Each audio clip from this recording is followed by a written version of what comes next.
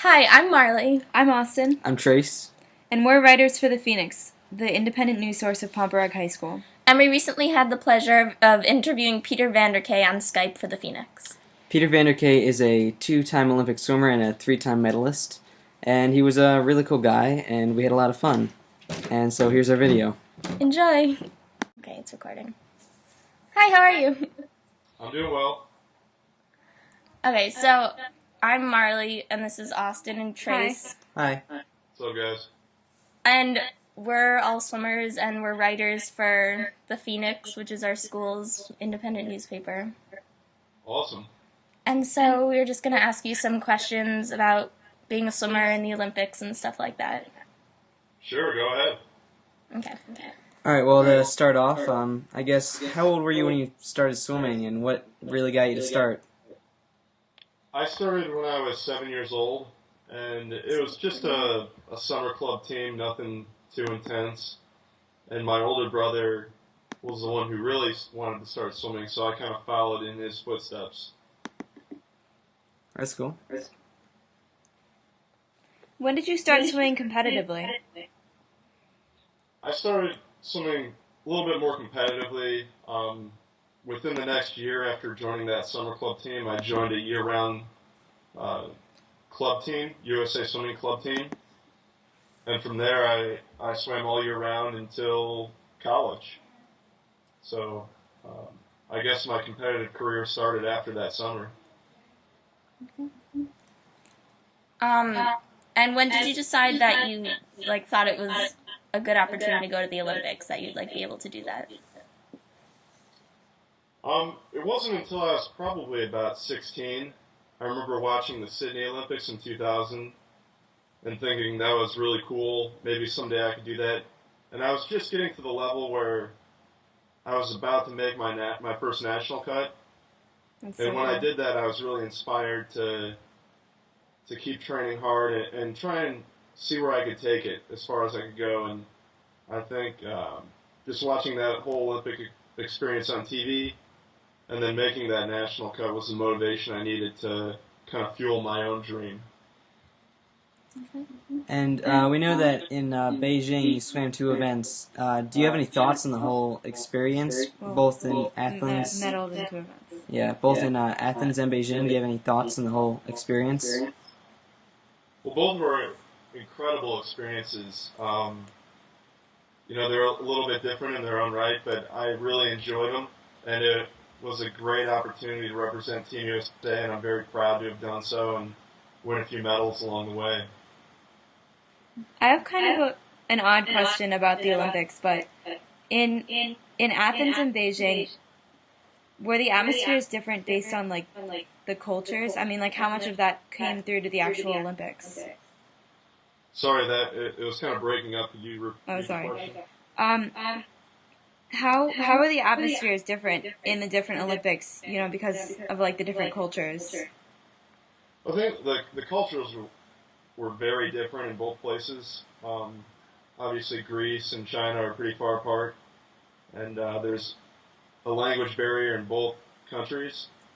But I think the Olympic spirit was there, and that was just about competition and being friendly and the spirit of competition. Try your best, and maybe the best person win. And I feel like that was the same in both games, but the cultural experience is very different.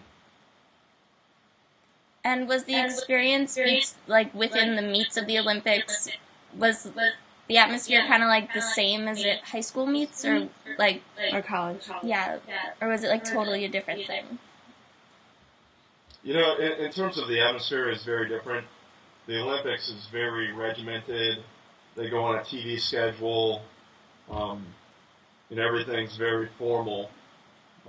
Not to say that it isn't in high school or college, but I feel like both of those arenas are more about, a team atmosphere where a team is competing to win a competition based on points.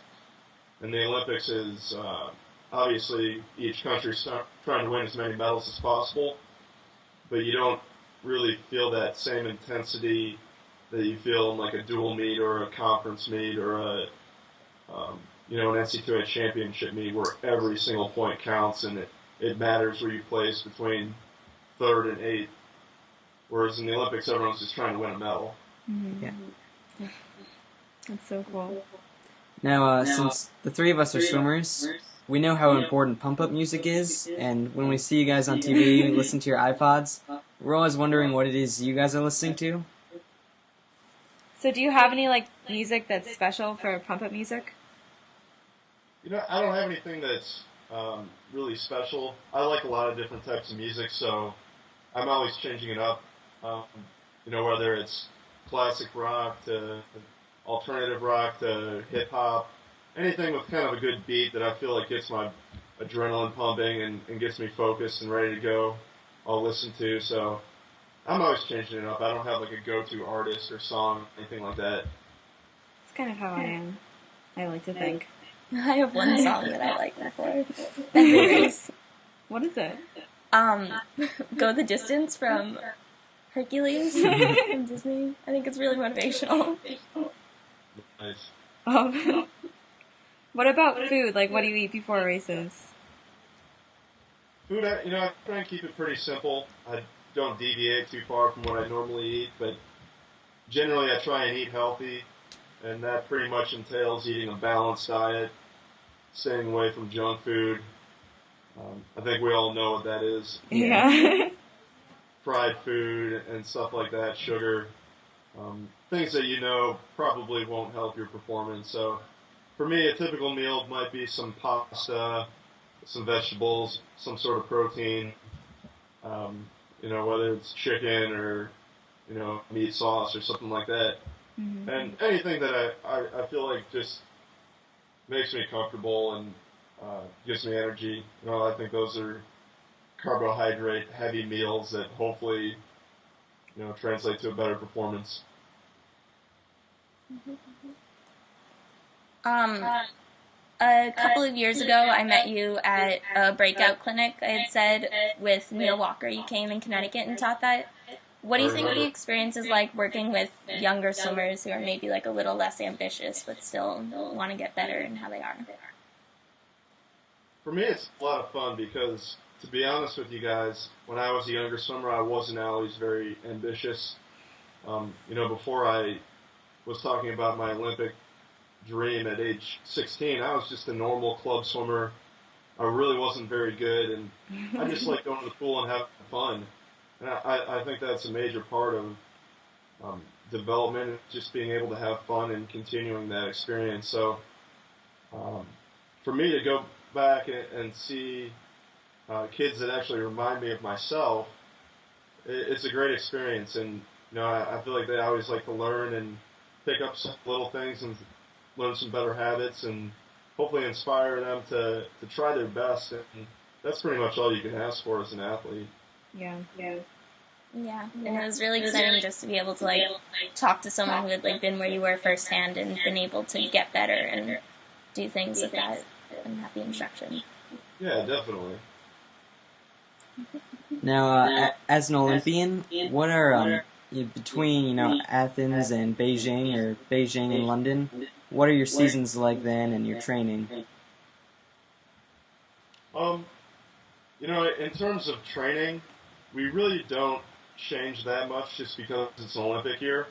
I'm doing a lot of the same stuff that I would do on a non-Olympic year, to be honest, but I think there's just a little bit more focus this year on, the trials and beyond that. So right now we're still training pretty hard, but we're getting so close to trials that I'm starting to back off a little bit on my training and tapering. So this is always the most exciting time for a swimmer, the beginning of taper. And like, how often do you normally practice? Like, how many times or hours a day? When I'm in heavy training? Yeah. When I'm in heavy training, we're usually in the pool every morning for about 2 to 2.5 hours, and then I do afternoons 3 days a week for about the same amount of time. And then the days that I don't have afternoons, I'm usually doing some sort of dry land, whether it's weightlifting or something like that. and then we swim Saturday morning as well, and then take Sunday off. So we're in the water 9 times a week for about 2 to 2.5 hours, and then we do dry land every day for another hour to hour and a half. So it's quite a bit of training. Yeah, that's a lot.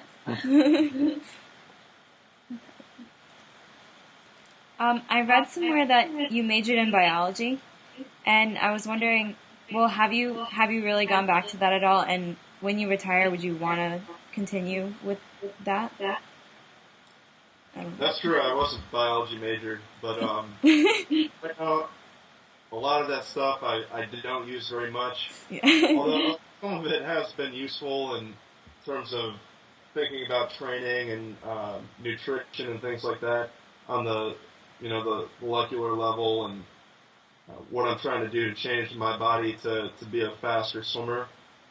So some of that helps in kind of being the intermediary between what I'm doing in the pool and the result that I want to get to. Yeah. But honestly, after I retire from swimming, I don't know if I'll end up using biology or not. That kind of remains to be seen. Right now, I'm just focused on swimming, and then the next chapter of my life might be something totally different. I don't know. I know before you mentioned how it feels great to be representing, your country in the Olympics.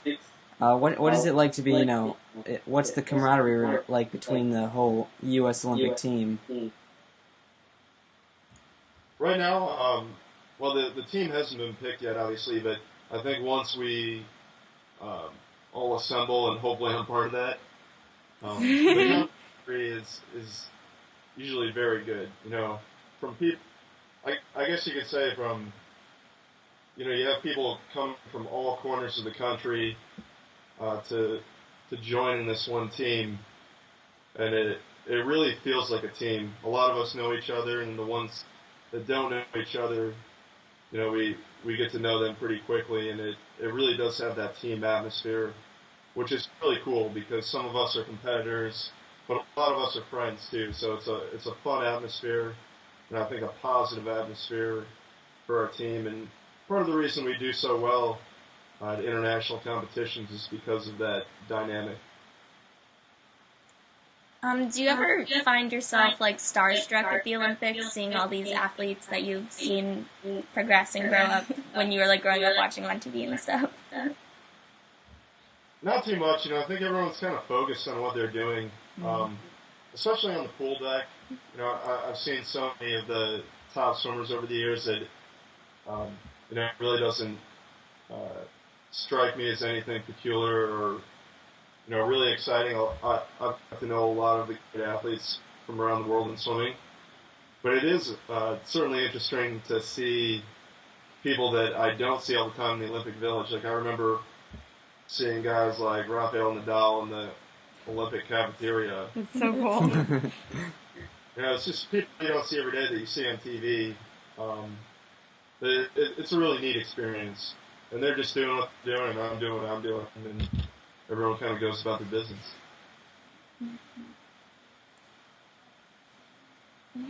Anyone have any more questions? What when it first registered in your mind that it was actually possible to take it somewhere and do more than just club swimming and stuff? Did you have a change in attitude or anything, or a sudden moment where you just realized that it could happen? You mean when I made the team or when I was inspired? Yeah, when you first passed trials for your first Olympics and realized that you could actually do it. It didn't really strike me right away, and I didn't realize the implications it would have on my life. But it was a great feeling because it had been such a long process to get to that point that I just felt really good about all the hard work that I had done. And I remember going out to dinner that night, and I was with my old coach and my family and some friends.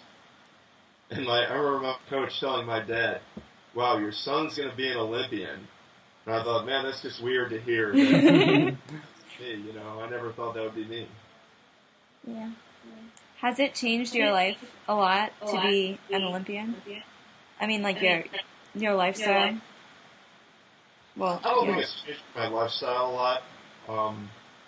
I don't have a typical lifestyle, but I like to think that it hasn't changed me, but it has given me a lot of opportunities to do things like represent my country, Yeah. see the world, and meet a lot of interesting people that I've been able to form relationships with. So that has changed my life in a positive way. And I think maybe people look at me differently because of what I've accomplished, but I like to think that I, treat people the same as I always would have, and just enjoy the experience. That's kind of my goal is just enjoy it. Is there any big piece of advice that you'd give to swimmers who are maybe younger and maybe aspire to become an Olympian or professional swimmer? Or even just place higher at states or nationals or zones or anything? One thing that I think is really important, no matter what level of swimmer that you are, is that you have fun with the sport. I've never really seen anyone that's not having fun that does well. You know what I mean? It's just one of those things. If you're not enjoying, you're not going to do well, and you're not going to put your best effort in. So I think that's the first step, is to make sure that you're enjoying the process and having a fun time. And then, in terms of training, I think you just have to deal with the pain and kind of accept the reality that it's going to happen. If you can think about it that way and wrap your head around it, you've already got past the hardest part. So many people are afraid of the pain of training and being tired and all that stuff. That affects all of us, but if you can just realize that that's part of the process and it's not going to kill you, and you're, like I said, you're most of the way through it. The rest is just doing it. So I guess that wraps it up pretty much. We're all out of questions. Well, cool. Good luck with the project. All right, yeah. Thank Good luck with trials. Thanks. Yeah. Okay, thank you. All right, thank you very much. Thank you very much. Take care. Yep. Bye. Bye. Bye.